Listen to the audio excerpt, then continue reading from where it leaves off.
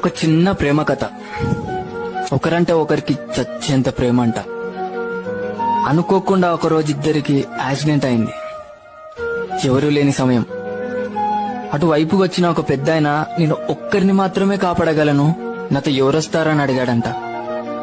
అప్పుడు ఆ అమ్మాయి అరక్షణం కూడా ఆలోచించకుండా నేను వస్తా పదా అని వెళ్ళిపోయిందంట. అబ్బాయి చనిపోయాడు. పైకెళ్లి దేవుడితో దీనంగా ఇలా అడిగాడంట, ఒకరంటే ఒకరికి చచ్చేంత ప్రేమ నా గురించి అరక్షణం ఆలోచించకుండా అలా ఎలా వెళ్ళిపోయింది అని అడిగాడంట. అప్పుడు ఆ దేవుడు అన్నాడంట, నే పంపించిన పెద్దాయన కూడా అమ్మాయిని ఇలానే అడిగాడంట. అప్పుడు తాను ఇలా అనిందంట,